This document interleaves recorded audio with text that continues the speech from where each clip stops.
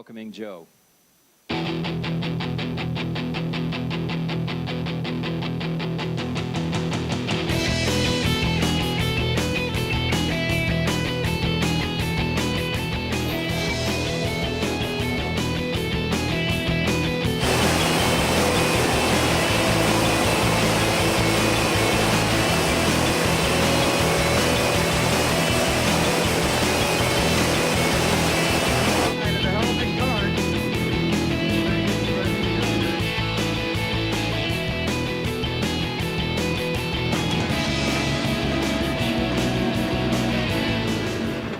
One of the most awesome experiences of my life.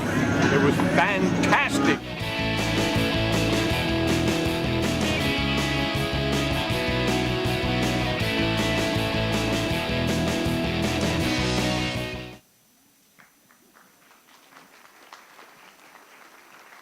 Wow. I get nervous every time I look at that. As I look around the audience, I see a lot of people, a lot of familiar faces. How many of you have heard me speak before? Let's see your hands. How many of you have never heard me speak before? Let's see your hands. How many of you could care less whether you've heard me speak or not? Usually get the most on that one. Let me read one of my favorite quotes. One of my favorite quotes from a guy named Robert Wickman. And boy, does it apply to us. Let me share it with you. Life is not a journey to the grave with the intention of arriving safely in a pretty and well-preserved body, but rather to skid in broadside, thoroughly used up, totally worn out, and loudly proclaiming, "Wow, what a ride." Yeah. 1973, the great racehorse, Secretariat. Secretariat won the Kentucky Derby. Secretariat broke a record. The horse is winning the Kentucky Derby. 44 years later, Sharon, 44 years later, still Secretariat, fastest horse ever to win the Kentucky Derby. Now, when I say the name Secretariat, if you've heard it before, let's see your hands. Secretariat. Okay. I'm going to mention a few more horses, and let's see. Whirlaway, Swaps, Citation. Come on, come on. Native Dancer. Wow. Okay, let me ask you another question now. Who finished second to Secretariat in the 1973 Kentucky Derby? Raise your hand. One person in 300 knows? Two. Who finished? Over there. Who finished second? No. I thought maybe you had $2 on the horse, but it was actually Sham. Sham. And you know, it's a shame we don't remember Sham. And the reason it's a shame we don't remember Sham because Sham broke a Kentucky Derby record. Not for horses that finished second. Sham broke a Kentucky Derby record for horses that finished first. You know what that means? If Sham had run in any other Kentucky Derby, not only would Sham have won, but we would all know who Sham is. But you see, the great racehorse, Secretariat, beat Sham by 2/5 of a second. 2/5 of a second. So it only takes, 2/5 of a second to be a winner versus a loser, right? So if we were to look at our Christian walk, it only takes 2/5 of a second more effort to accomplish 100% more results. This past year, the Masters, Sergio Garcia, Justin Rose went into the playoff. How many remember? 2 strokes. Sergio won by 2 strokes, and he took home an additional $800,000. So it doesn't take 100% more effort to be 100% more successful. It only takes a little bit. So my challenge is today in your Christian walk, buckle up because I'm going to take you on a ride to not only show you how to win the race, but to finish and win the race at the same time. Now from the time we're born till we're 65 years old, life happens to us, right? But once we're 65 and beyond, maybe it's time for us to happen to life. Would you agree? It's time for us to happen to life. In fact, if you really think about it, it's right there in Genesis. Let me read it to you. Here's Genesis 3:19. Okay? At the age of 65 years old, you shall retire from all work and all manual effort and wait. No, this is 3:19. And live a life of leisure. You shall take at least one ocean voyage a year on Noah cruise lines until you gently laid back in the ground from which you came. Isn't that it? Is that what it says? No, that's not what it says. Remember, man sinned, and God didn't tell him that's what's going to happen. Here's what he said. Now, I want you to really listen to what I'm going to say here because it pertains to every one of us in this room. Just because we're 65, it ain't over yet, all right? You'll be working in pain all your life long. The ground will sprout thorns and weeds. You will get your food the hard way, planting and tilling and harvesting, sweating in the fields from dawn to dusk, until you return to that ground yourself, dead and buried. You started out as dirt, and you will end up as dirt. Wow. Isn't that encouraging? But that's what God intended, isn't it? Isn't that what he intended? He intended us to work till the end and not give up. And not give up because we hit a certain age. I don't see that age anywhere in the Bible. Our wisest teacher in life happens to be experience. Our experiences teach us more than anything else. So by the time we're 65, we've had a lot of experiences. So maybe it's time we take those experiences and start sharing them to help other people and to help ourselves. Fox and Friends had something on the other day. It said that the more adversity you go through in life, the more you'll be able to handle adversity in the end. And the more adversity you go through, by the time we're 65, we've probably been through a lot of adversity. So the more endurance we'll have if we go through a lot of adversity, right? So I've been through a lot of adversity, but that's what gives me my endurance. I was out in California with a client of mine once, the Davy Tree Company. And it was during the grapevine pruning season. Now, that's when they cut the grapevines back. I don't know if you've ever seen this, but they cut it back, have you ever felt sorry for a plant? I mean, they kept cutting it back, and I looked at the guy and said, why are they being so cruel to that plant? And he said, because the more you cut it back, the better yield it will give you next year. I said, that's interesting. And then I got to thinking about the better yield of what? Grapes. And then I got to thinking about the grapes. And I got to thinking about wine. Or as we heard this weekend, joy. So I got to thinking about wine, and I said, well, how do you make wine out of grapes? You stamp on them. Not with your feet anymore, they have sanitary machines, but you stamp on the grapes, you crush the grapes to make wine. So what I'm asking you now is then what's worth more, grapes or wine? Wine. So I came home and I told Carol that, and Carol says, yeah, but what about diamonds? I said, what about diamonds? She knows all about diamonds. So I said, what about diamonds? And she said, well, if you take an old ugly lump of coal and you bury it and you put it under tons of pressure for thousands of years, that ugly lump of coal turns into a diamond. I said, right, yeah. And then it got me thinking, what about pearls? How's a pearl made? Come on, somebody. Come on, how's a pearl made? A piece of sand and an oyster. Piece of sand. Piece of sand gets in the oyster, and then what happens? And then the oyster gets at it and eventually turns it into the pearl. You see, the sand gets into the oyster becomes irritated, and when the oyster becomes irritated, it coats it with pearl so it won't be irritated anymore. So what's my point? So if at this time in your life you feel that you've been cut back, if you feel that you've been stomped on, if you feel that you've been under a lot of pressure, and you're irritated every day, guess what? You have a lot to offer. You have a lot to offer. Because now you have endurance. Endurance. I call it learning from the library of life. So today I have an objective. I want you to think outside the box. I want you to think inside the box. Actually, Charlie, you know what I want? Let's get rid of the box, right? Let's get rid of the box. Because whether we're in the box or outside the box, guess what? We're thinking about the box. So I want you to get out of that box. In fact, what I want to do also is I want to make you uncomfortable. If I don't make you uncomfortable, you're not going to get up and change the thermostat. Now, you have some 3 to 5 cards there in front of you. I want you to take one of them. It doesn't matter which color. Pick your favorite color of the two. Take the pen. Take the pen.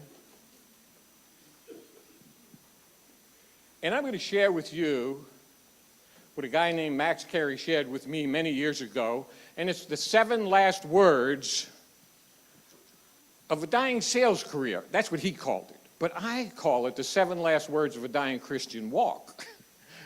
And I want you to write them on the 3 by 5 card with the pen you have there. Just write these words down.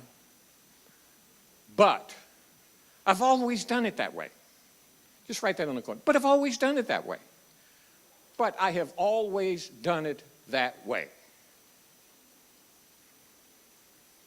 7 last words of a dying Christian walk.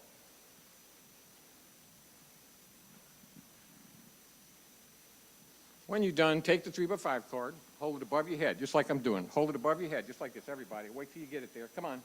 Come on, get it above your head. Everybody, above your head. 2 hands, 2 hands. When I say go, 1, 2, 3, go. Throw it up in the air. Ah, my good friend Zig Ziglar used to call that get rid of stinking thinking. I always like to look around and see who folds it neatly and puts it back in front of him. Because if we continue to do what we've always done in life, what are we going to get out of life? The same thing. So I don't care where you are in your Christian walk, let's just add that 2/5 of a second, that 2/5 of a second, the extra 2 strokes to our Christian walk so that we can become just that much better tomorrow than we are today. Does that make sense? Is it difficult? No, it's not. See, what I want to be today is I want to be a disruptor in your life. Heck of a thing to tell your audience. I want to be a disruptor. I want to be like a pebble in your shoe. You ever get a pebble in your shoe?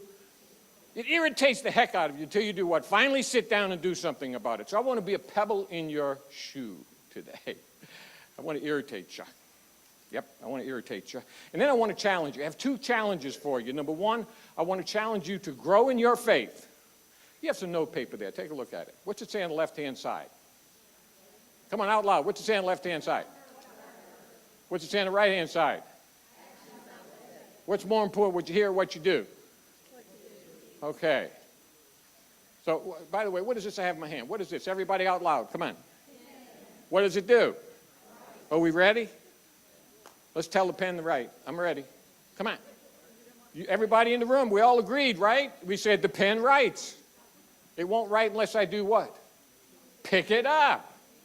So I'm going to share the tools with you today, but what are you going to have to do? Pick it up. In order for the pen to work, you're going to have to pick them up. So anyway, here's my goal. I want you to write this down, some challenges. I want to challenge you to grow in your faith. So put grow in my faith. That's what I want you to do. When you walk out of here, I want you to grow in your faith every single day.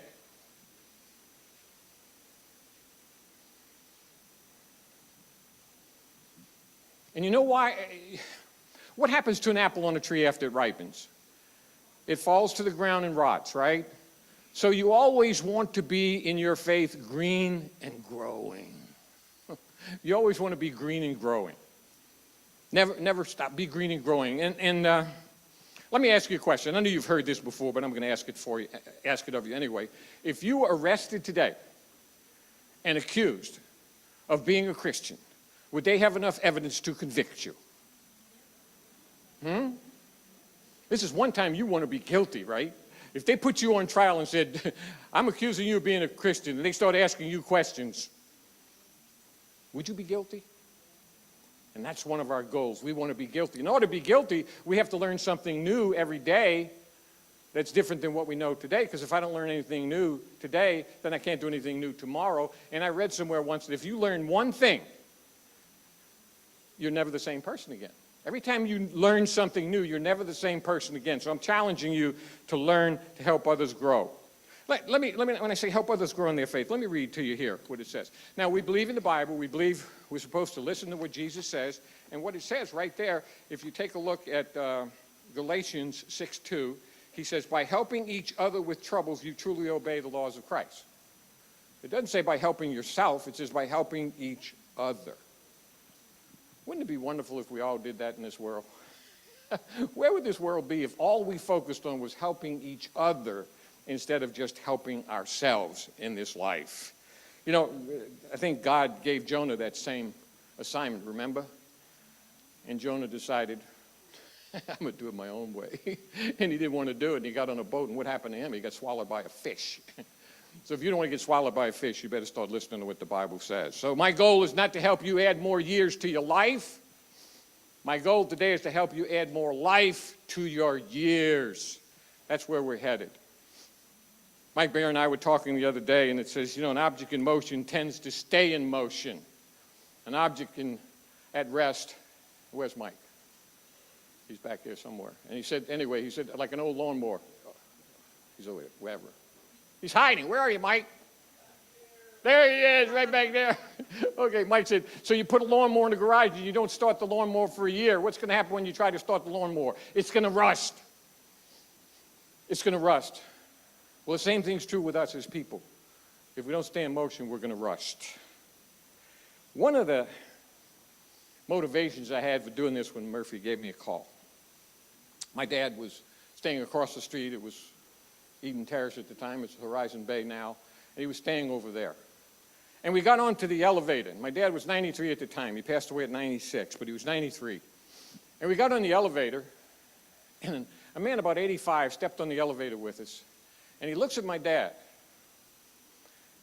He says, you know what we're doing here?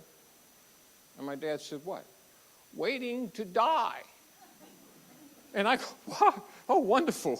What a wonderful outlook. And then my next thought was, what a shame. What a shame. Someone who is 85 years old with so much to share is staying there waiting to die instead of, why don't we say waiting to share? Waiting to help others, waiting to be a part of someone else's salvation. If we're already there, because how many of you are there? How many of you know you're going to heaven if you died right now?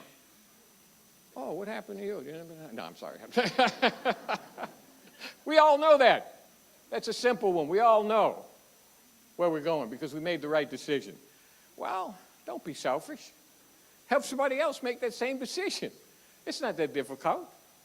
You know, you go to these programs, and when Murphy called me, he says, I want you to get involved. I said, yeah, as long as we don't call it the Old Fogey Society or the Autumn Leavers, remember? I said, you know, let's come up with something. Cassie was there, Carol was there. We all came together. We came up with a new theme. And you know what the theme is? Significance. I love the word. We started talking about it. We said the word significance, from success to significance. Active Christians over 65 still making a difference. Isn't that what you'd rather be than waiting to die? Isn't that what we'd rather be? Our meetings are going to be focused on edutainment and challenge. Significance comes from the Latin word meaning force or energy. Wouldn't it be great? We have close to 300 people in the room today. If each one of us could become a force or energy for our Christian faith, that's awesome. The synonyms, I love the synonyms for the word, consequence, magnitude, importance, meaning, substance. And again, force and energy. So what I did is I put them all together in one sentence. And this is what it sounds like. The substance, importance, and magnitude of your actions have consequences not only in this life, but in the life to come for you and for those you influence. So if you look at the word significance, you see, what do you see right in the middle of it? And that was an accident, right, Murph? After we did it, we started looking at it and we said, oh, well, look what's right in the middle of it. I can. See, I didn't come up with that. Who came up with that? The Holy Spirit came up with that. Yeah, I didn't. All of a sudden, I woke up at 3 o'clock in the morning, right? And boom, it hit me in the head. I said, well, I can. I can continue to grow in my faith. I can use my years of experience to help others grow in their faith. I can be active in the community. My favorite, I can do all things through Jesus Christ who gives me strength. Because that's what it's all about. That's what it's all about. That's what we still have to give. We still have plenty to give. I don't care if you're 83 or 93. Especially when you're that age. Now, don't you hate to go to these programs and somebody says, you need to, you need to, you need to, you need to. And you walk out and say, yeah, no, I need to do that. But I need to know how to. That's why I love when Kyle or Dave preach. You know, I walk out of that church every week and going, why did he do that? I feel so bad. I got to go do something again, something different. I mean, because every week, what do? They challenge us. The key is not to just walk out of church and say, oh, well, they just challenged me. No, the key is to walk out of church and do something what they challenged you to do. So I'm going to give you some ideas here. Take that paper I gave you there. Remember what I said? It takes 2/5 of a second or 2 strokes to be 100% more successful. So you don't have to do a whole lot of things. You can do any one thing. Because in many cases, if we just did one thing, we're doing 100% more than what we were doing before, right? So let me give it to you. Let me give you some of the things that you can do to make that difference, in the world. Here we go. Okay. You could go on a mission trip to the Philippines for a month. You could do that. You could collect 500 Bibles and money for missions. You could do that. Anybody could do that. You could collect eyeglass cases for a hospital in Africa. You could collect and sell $40,000 in postage stamps and give the money to missions. You can make pillowcases for African and Filipino missions. You can recycle greeting cards and put Bible verses in the cards for the missions in Africa, the Philippines, and Indonesia. You can make gospel bracelets out of loom bands and pony beads. You can recycle old bed linens for sterile wraps. You could do that. You could do that. You could crochet 300 hot pads for the Philippines so they can cool their rice in the big kettles. You could do any one of those things. But there's a young lady in this audience today, her name is Flo McCloskey, who has done all of those things. Flo, raise your hand over there. And she's all upset that I said that because she does it in the name of Jesus and she didn't want to be recognized. 85 years old. She went on a mission trip to the Philippines to spend a month and spent 3 months. And she got there by going standby. You can't do it? Go talk to Flo. She'll show you how to do it. And then I love this one. Carol said, she got a call from Reverend Paul, and he said, can I have some potholders? She said, how many? He said, I need 500. She said, sure, I can get that for you. He said, when? 3 months. You got him the potholders? 3 months? You know, wow. I'm looking at the face of Christ right now. Thank you. So I was at church. I was at Crestwood. A young couple was sitting in front of us, and I started talking to Brian Flora. And I said to Brian, I said, yeah, I'm giving a talk to the seniors at Southeast Christian Church. I'm going to talk about how we can become more active in our senior years. And he said, oh, really? He said, well, you got to meet my dad. I said, who's that? She said, H.B. Flora. I said, really? He said, yeah, my dad's so busy doing things, I have to make an appointment to see my own dad. What? I said, yeah. So I had to meet the guy. So I call him on the phone, and H.B. and I meet right there at the 920, and we start to talk. And I said, well, what kind of things do you do that you have to make an appointment to see your own son? He said, well, I drive a bus for the Christian Community Care. Well, he doesn't miss a beat. He said, you want to come with me next Thursday? Oh, I just volunteered that fast. Yeah, sure, I'll be with you. So the following Thursday, I go to the Christian, we get 25, 30 seniors on the bus. We go shopping at Kroger.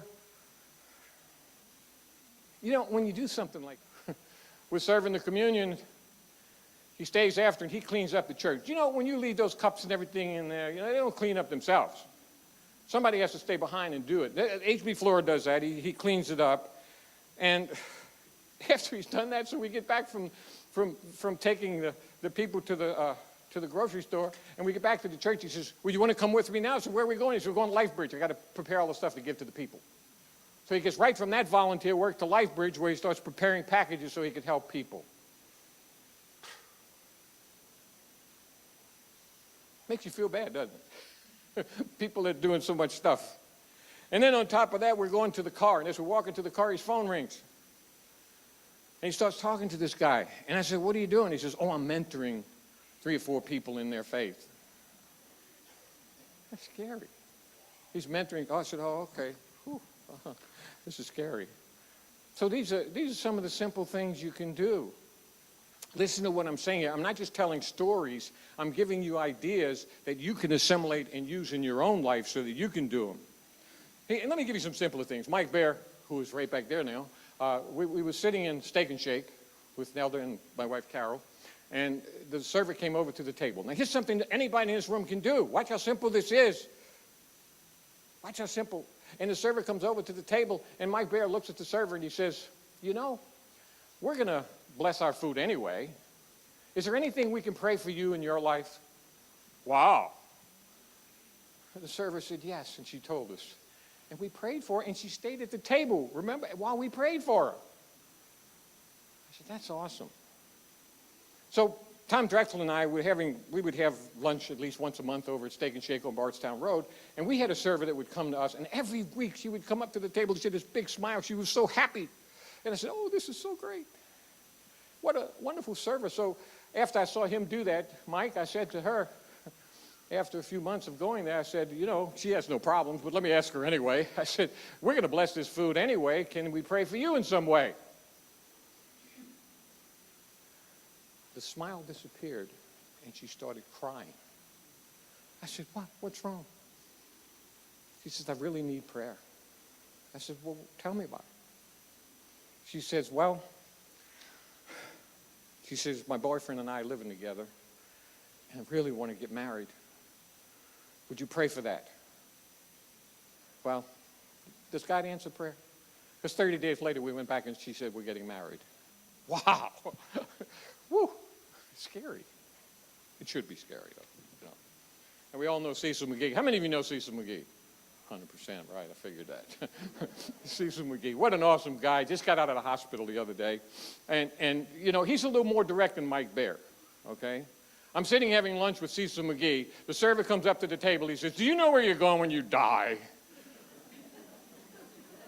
I mean, he just comes right out. You know, "Do you know where you're going when you die?" I mean, he has a way of doing it, right? And Cecil's got this big, deep voice, and he doesn't, you know, he scares you, actually.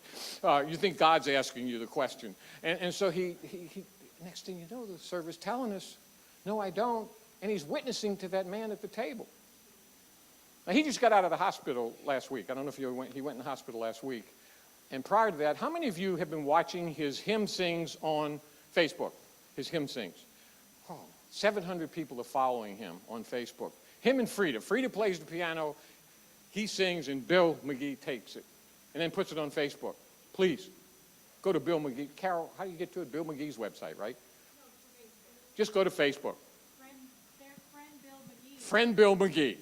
And they sing the old hymns. He's got 700 people follow him. So he just gets out of the hospital the other day, and he's already on Facebook again singing hymns. He's got a few drugs in him, you know, but he's still singing.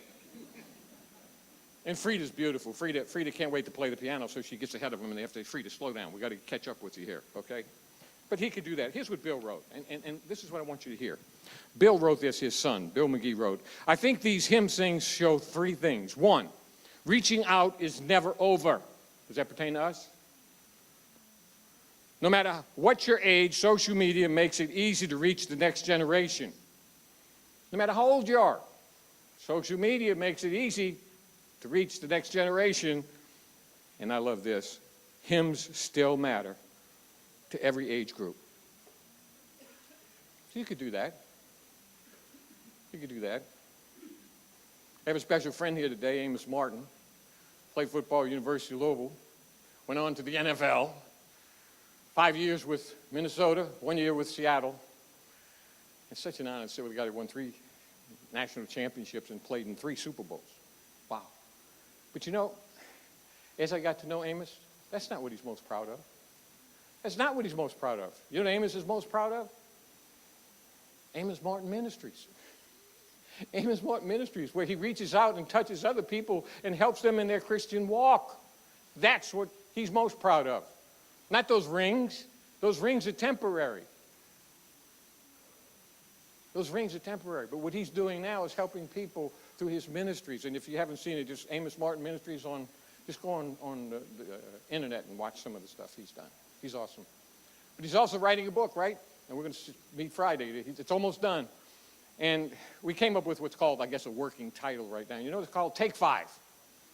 I said, "Well, why are you writing the book?" He says, "You know," he says, "the creator of the universe made everything we see and everything we can't see. He made us.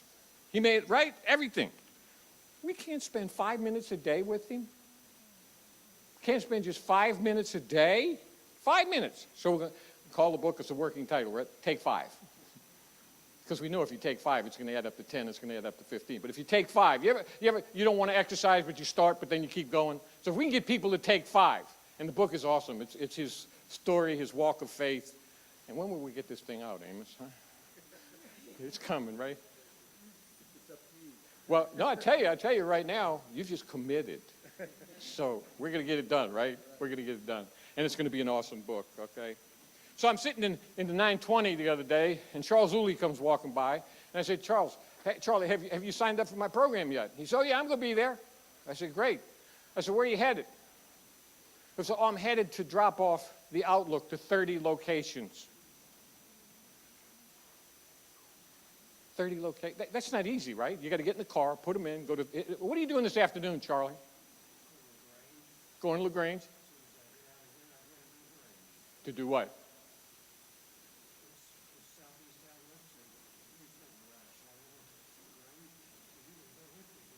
Oh! What a cheap way to get help, huh? Wow. But I will go with you one day. Thank you for inviting me. I appreciate that. So now, I want to talk to you about the most unselfish person I probably know. My beautiful 39-year-old wife, who I've been married to for the past 54 years. Well, no, I know she's 39 because every year I say, how old are you this year? She's 39. So she's 39. But we've been married 54 years. Anyway, and I say unselfish is because we met in high school. I was a D student. She was an A student, straight A student. I was a D student. They accused me of dating her so I could average the 2 grades and graduate. So anyway, so we got out of high school and we got married. I was 19, she was 18. She gave up college to marry me. Someone with the grade average that she had, should have gone right to college because that was her goal, but she chose the better path and married me. So we got married. Then years later, I decided to open an ad agency in my son's bedroom. We kicked him out and opened our ad agency in his bedroom. And I said, Carol, can you help me for about 2 weeks? For 16 years, she worked with me in my ad agency. Again, giving up herself to help me. 16 years later, she says, can I retire? I said, yeah, go ahead. You can retire. So she retired. So she said, I think I'm going to go to college. Wow. She was 45 at the time. I'm sorry, 39. So people said, well, by the time you get out, you'll be 50. And she said, well, I'll be 50 whether I go back to college or not. So she did. She graduated from the University of Louisville, magna cum laude.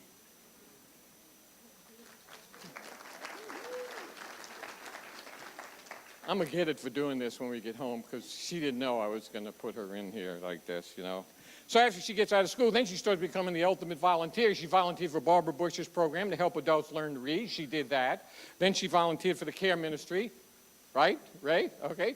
And she visited the hospitals for 10 years, and she kept a diary. And I'll bet many of you in this room are in her diary when she came to see you in the hospital. 15 years as a museum docent. Volunteer, show people around the museum. And now she spent the last 3 years at Nicole's place helping young ladies get GED. Am I blessed? Am I blessed to have a woman like this? Thank you, Carol.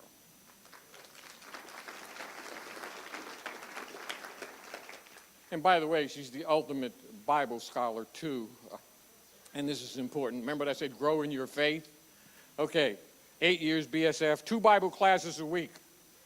Lisa Roderer, where are you back there?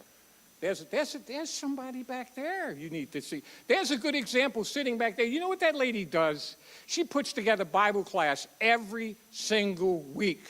And the work she puts in it, and the effort she puts in it, and then the ladies go over to her house twice on Thursday. One group in the morning, one group in the afternoon. How much do you get paid for that? Nothing. Yes, she gets a lot for it, doesn't she? Huh? Thank you. Thank you, Lisa. See, there are people all over this room who are doing things, so, and many of you are. But remember what I said, Lisa, I'm sorry, but you're going to have to increase your efforts 2/5 of a second more because we want to be a little bit more successful. I don't care where you are. This isn't just for people who aren't doing anything. This is for people who still have the opportunity to do more. I love what Max Lucado says. Here's another opportunity for us. Imagine spending every wasted moment as a potential time of communion with God. By the time your life is over, you will have spent 6 months at stoplights, 8 months opening junk mail, a year and a half looking for lost stuff, and a whopping 5, I'll spend more than that looking for stuff, and a whopping 5 years standing in various lines. Why not use that opportunity to say a prayer of thank you, God? Instead of, why doesn't this guy drive faster? Get out of my way. I can't wait to get over. Use it as an opportunity to say, thank you, God. That's how you grow in your faith. That's how we grow in our faith. One of my favorite verses from Robert Frost in The Road Less Traveled is, 2 roads diverged in the wood, and I took the one less traveled. But this is the key to that. And that made all the difference. So I guess what I'm trying to convince you to do today is to take the road less traveled. You have another 3x5 card sitting there in front of you. Take that 3x5 card. Now, I want everybody, this is going to take a second, pick a partner at the table. If you don't like the guy next to you, go to the next table. But pick somebody, okay? Everybody pick a partner. Not your wife. It's got to be somebody else. Pick a partner. Everybody's got a partner? Everybody pick a partner.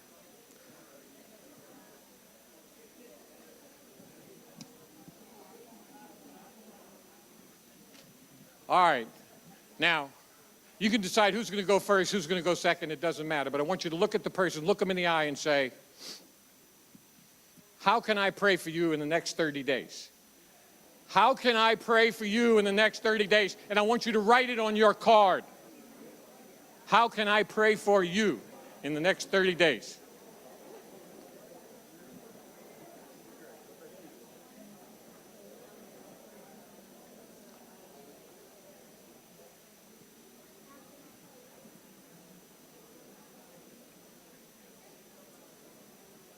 Everybody fill the card out.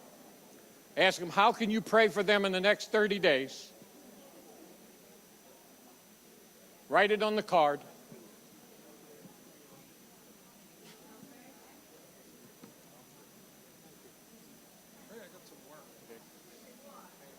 Okay, now when you're done, look up here. Look up here. Now you take this card. Don't tear this card up. Fold it over this way. Fold the card over this way. Fold the card over this way. Put it in your pocket or your purse. And for the next 30 days, not just one day, not just 2 days, every time you look at this card, what are you going to do? You're going to pray for that person.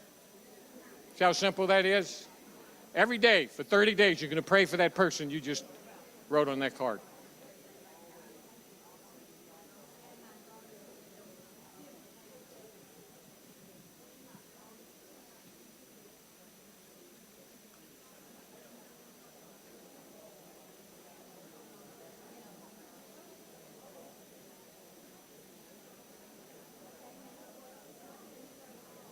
Okay, let me have your attention. I've only got 5 minutes, so I got to keep rolling here. Okay. So no more excuses, I'm too old to do anything. Remember what the title of this program is? Don't grow old, grow active. Grow active. Grow active. Colonel Sanders was 65 years old when he started Kentucky Fried Chicken. Grandma Moses was 78 years old when she painted her first painting. And in 2006, one of her paintings sold for $1.5 million. How old was Moses when he was called? 25, 30, 65? How old was Moses? 80 years old. You see, all God's been doing with you is fermenting you. Yeah, now you're ready to be bottled and served, and to serve. This is where we are now. You can do things like, why don't you be a foster grandparent? You know about being foster parents, don't we? My son and his wife sitting right over there. They became foster parents. They raised 3 beautiful kids. One of them got married a few years ago. One of them's getting married in October. One of them lives in Panama. So they decided to become foster parents. And now they're adopting 2 most beautiful little girls you'll ever meet. I thought you were going to be empty nesters. Come on. You'll be 100 by the time she gets married. I mean, that's what Christianity's all about. It's not about us. It's about what we can do for other people. What we can do for other people. Now, what I've done to you is I've challenged you, and it takes courage when you're ready to look at somebody and say, do you know where you're going when you die, or can I pray for you? That takes courage, right? Eddie Rickenbacker, World War I, one of the flying aces, flew 139 combat missions. He said, there is no courage without fear. But, Shakespeare, do the thing you fear to do, and the death of fear is certain. So when you feel that urge to say to that young man, that young woman, that person you come in contact with, do you know Jesus? Do you know Jesus? You're going to be afraid. You're going to get butterflies. The key is get the butterflies to fly in formation, to move that person. You may be the person that when you get to heaven, that's the person that's going to be standing there. Thank you. I can see Cecil McGee. There's going to be a crowd like at a Donald Trump rally. Blah! Cecil! But that's what we have to do. We have to do it. I'd like to end. I have to.